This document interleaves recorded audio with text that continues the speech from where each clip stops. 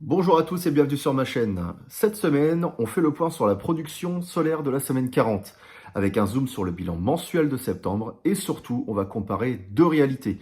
Septembre 2024 sans les panneaux solaires contre septembre 2025 avec l'installation solaire. On se retrouve tout de suite sur les courbes.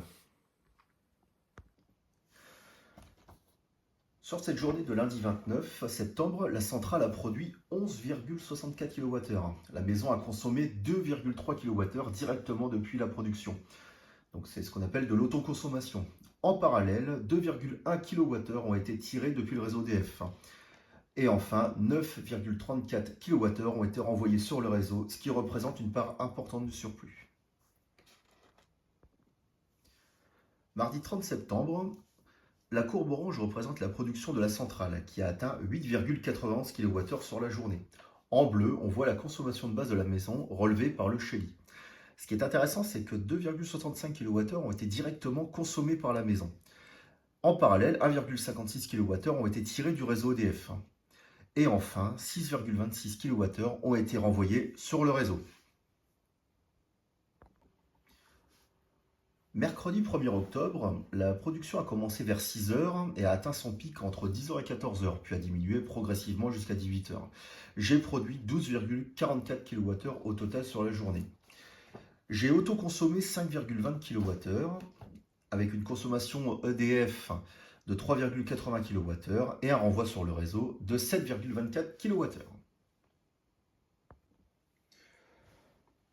Le jeudi 2 octobre, j'ai produit 11,76 kWh au total, qui est une belle performance pour une installation résidentielle.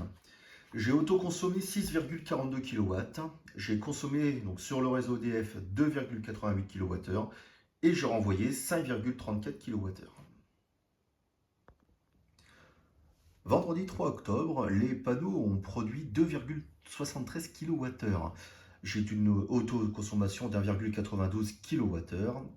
J'ai par contre consommé 4,10 kWh sur le réseau EDF, avec un renvoi sur le réseau de 0,81 kWh, 810 watts. Samedi 4 octobre, la production atteint son pic entre 10 et 14 heures, puis il a décliné progressivement jusqu'à environ 18 heures. La courbe orange montre une belle journée avec un rendement solaire moyen, bien que moins élevé que le d'octobre. La production a été de 5,46 kWh. J'ai autoconsommé 3,84 kWh.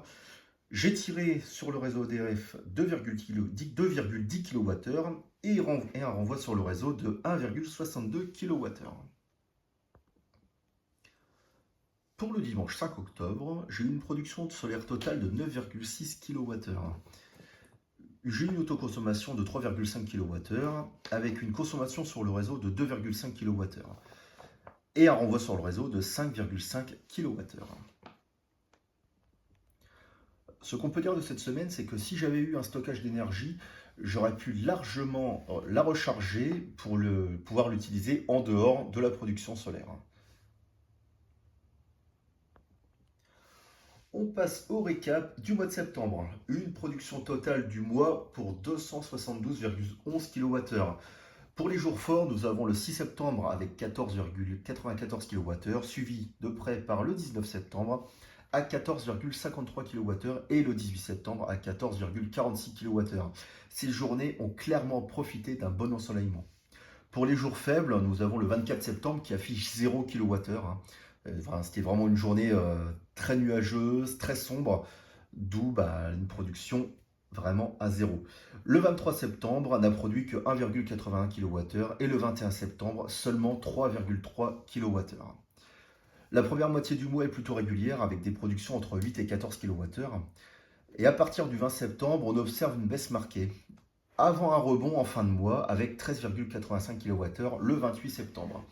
11,64 kWh le 29 et enfin 9,91 kWh le 30 septembre pour clôturer ce mois. Et maintenant, je vous montre concrètement l'impact des panneaux solaires sur ma consommation électrique et ma facture. On va comparer septembre 2024 avant l'installation et avec septembre 2025.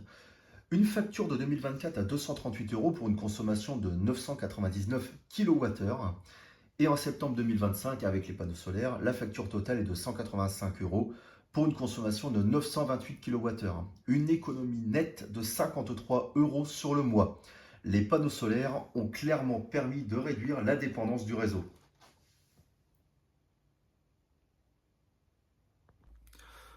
Nous voilà arrivés à la fin de la vidéo. Dites-moi en commentaire ce que vous avez pensé de cette évolution et si vous aussi de votre côté, si vous avez des panneaux solaires, est-ce que vous observez la même tendance chez vous? Surtout, on n'oublie pas de liker et de vous abonner pour suivre l'évolution mois après mois sur ma consommation et ma production solaire. À bientôt pour la prochaine vidéo.